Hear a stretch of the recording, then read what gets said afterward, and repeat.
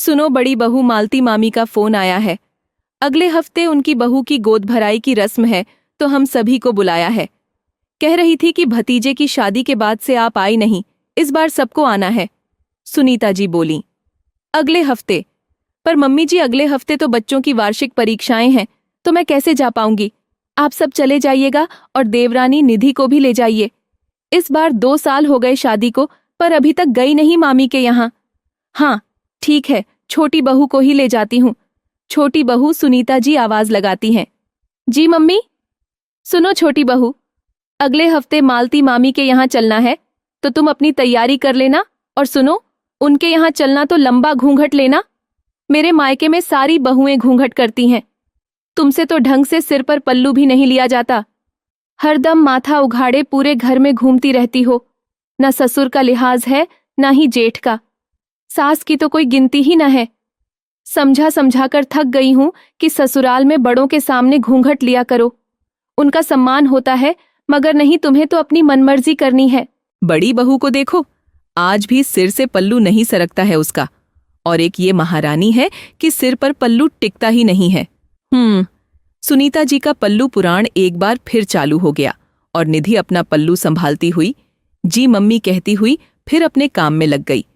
गोद भराई के दिन सभी जाने के लिए तैयार हो गए थे। निधि भी तैयार हो गई थी। सुनीता जी ने उसे देखा और उसका पल्लू थोड़ा और लंबा कर दिया। हाँ, अब ठीक है।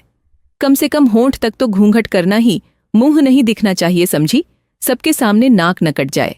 जी मम्मी, चलो अब। खैर, सुनीता जी सपरिवार मायके पहुंची, पर वहां पहुंचकर तो वे हैरान रह गईं।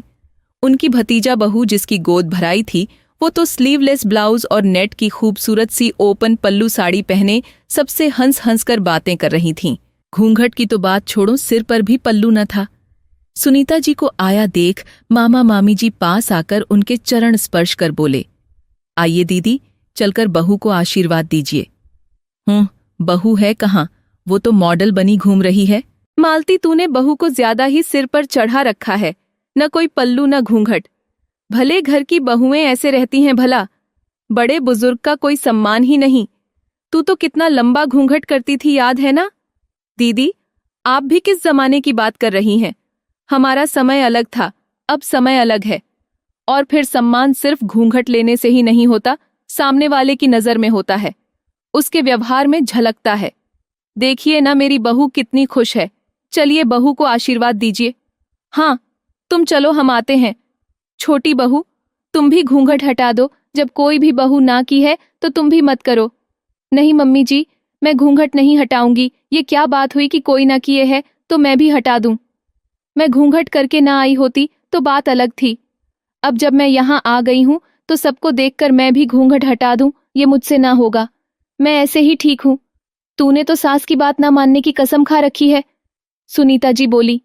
फिर निधि पूरे फंक्शन में घूंघट किए रही और सुनीता जी मुंह फुलाए रही कि छोटी बहू ने फिर उनकी बात ना मानी।